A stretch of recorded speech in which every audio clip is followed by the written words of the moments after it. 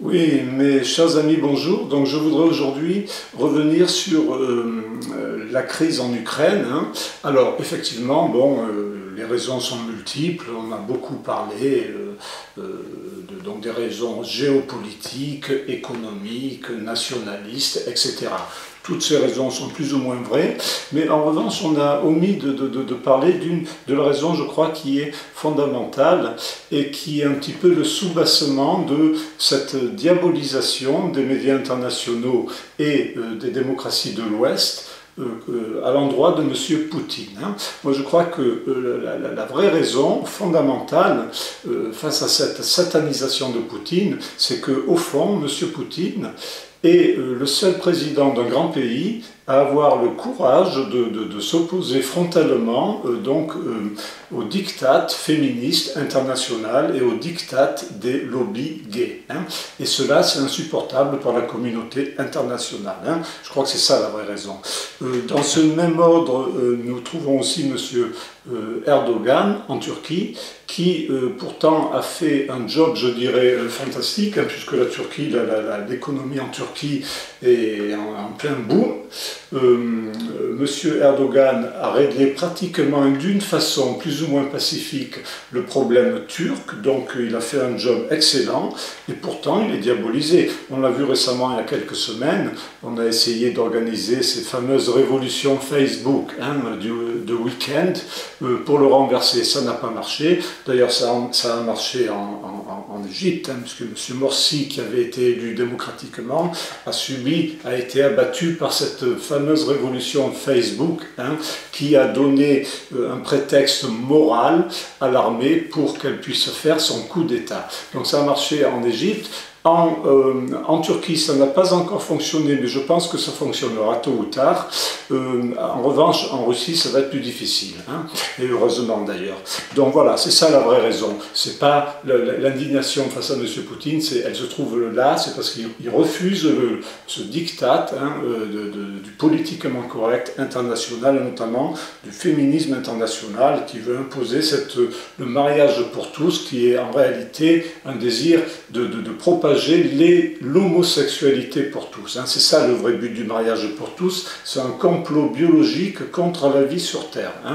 Voilà, donc M. Poutine s'oppose à ça, c'est pour ça qu'on veut le faire dégager, c'est la vraie raison. C'est pas les droits de l'homme. Bon, écoutez, les droits de l'homme, regardez, Madame Merkel, les Allemands viennent de vendre des Panzer, des tanks, les tanks les plus modernes de l'industrie, fleurons de l'industrie allemande, à l'État voyou qui est l'Arabie Saoudite. Vous savez qu'en Arabie Saoudite, un musulman qui se convertit au christianisme est puni par la peine de mort. Voilà. Et nous vendons, Merkel vend des armes, les meilleurs Panzers à ce pays. La France ne fait pas mieux de son côté, sans parler des millions d'enfants qu'on assassine, les enfants à naître avec l'avortement chaque année en Occident.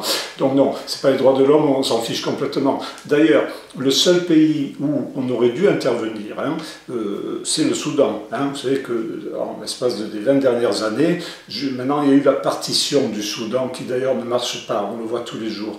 Mais avant la partition, en l'espace de 20 ans, il y a eu 2 millions de chrétiens au Sud-Soudan, je ne parle pas du Darfour, je parle du Sud-Soudan, qui se sont fait massacrer par le gouvernement de Khartoum. Là, on aurait dû intervenir et militairement, et on aurait dû aussi montrer beaucoup plus d'indignation, ce que nous n'avons pas fait, l'Ouest. Donc la non-intervention au niveau du seul pays où cette intervention aurait été justifiée discrédite complètement les autres interventions, qu'elles soient d'ordre de l'indignation ou les autres interventions militaires dans les autres pays. Le seul pays où on aurait dû intervenir, on ne l'a pas fait, donc on est plus crédible pour intervenir ailleurs. Voilà, donc ça c'est clair, c'est un élément fondamental. Alors, je voudrais à nouveau souligner la toute-puissance de l'intégrisme féministe international, qui veut propager cette culture de mort, le meurtre des enfants à naître et l'homosexualité pour tous.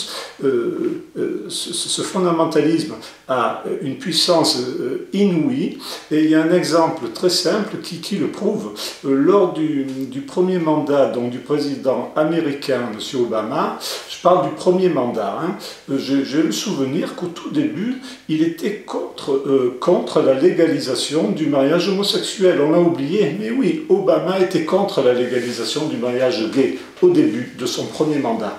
Et voilà que l'homme qui est censé être le plus puissant du monde, au bout de quelques semaines à la Maison-Blanche, au bout de quelques semaines sous le feu des lobbies féministes, eh bien retourne sa veste. Voilà. C'est quand même très parlant. Hein.